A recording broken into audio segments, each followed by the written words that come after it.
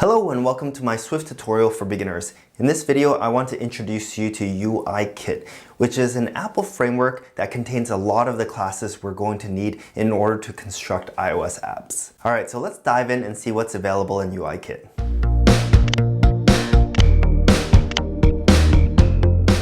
So if you imagine most apps, there are common elements between all of them, such as labels, buttons, maybe text fields, images. And if we were to build each of these components from scratch every single time we built an app, it would be very time consuming and a lot of wasted effort. And so Apple has provided us a library of all of these pre-built elements that we can use in our apps, and they've called this library UIKit. That's what we're here to discuss. Now, UIKit contains a lot of user interface elements, and I know it strays a little bit away from Swift programming, which is what this series is about, but one of the very interesting things about UIKit, which is relevant to what we've been talking about, is how they use inheritance and subclassing to create all of these different UIKit classes. So I'm going to go through that with you as well. But first, let's take a look at where you can see the documentation for UIKit. So if you just type into Google Apple space UIKit and do a search, it should be the first result.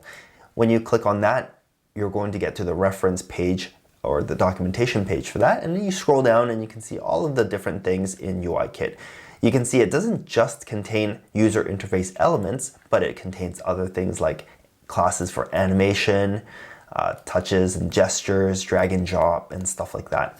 Another really handy way to explore UIKit, which I recommend even more, is just to open up Xcode. If you go under Window, you should see Developer Documentation, and that's what you want to click and bring up. On the left-hand side, under Swift, you're going to find UIKit near the top. And it's much easier to browse this like that.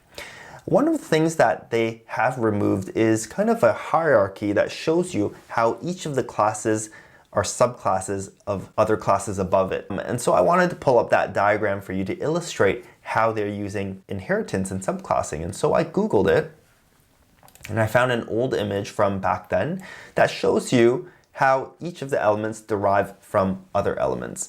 And all the way here on the right-hand side, you're going to see this UI button here. And this is your classic or standard iOS button that you would put in your view. But notice if you follow the lines, that it's a subclass of UI control, which is a subclass of UI view, which is a subclass of UI responder, which is ultimately a subclass of NSObject.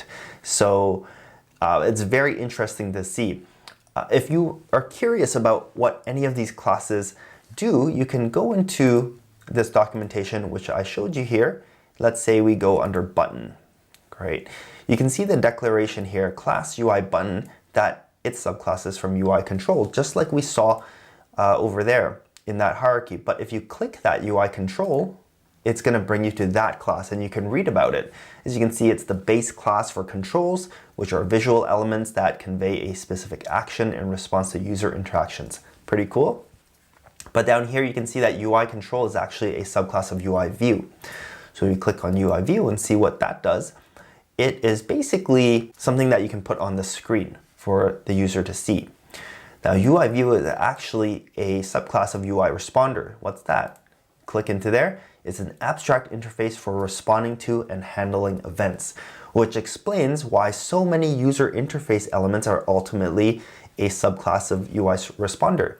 But UI responder itself is a subclass of NSObject. So what's that? Click on that. The root class of most Objective-C class hierarchies, and we're going to talk about that in a second, why that says Objective-C, from which subclasses inherit a basic interface to the runtime system and the ability to behave as objects. So it's basically what makes an object tick, if you will. And the reason it says Objective-C is that originally, before Swift, the language to build apps was Objective-C. So a lot of UIKit is actually still written in Objective-C, with Swift being a layer on top where you can use these classes as Swift. One of the dead giveaways is this NS prefix in front of the class name. Usually when you see that, you can expect that that is an Objective-C class. However, whether that's Objective-C or Swift, that's not what I wanted to point out to you in this lesson right here. What I wanted to show you was how Apple has created this whole UIKit library from all of this inheritance and subclassing. Right? That's really cool to see how they organized all of the different pieces there. And then B, to let you know that there is this UIKit library at your disposal with so many pre-built components that you can use to build your app. Now, once you finish this Swift programming series and you move on to learning about Xcode and building user interfaces and stuff like that, all of these classes are going to come in handy. All right, so at this point, that's all you need to know about the UIKit library. I'll see you guys in the next lesson.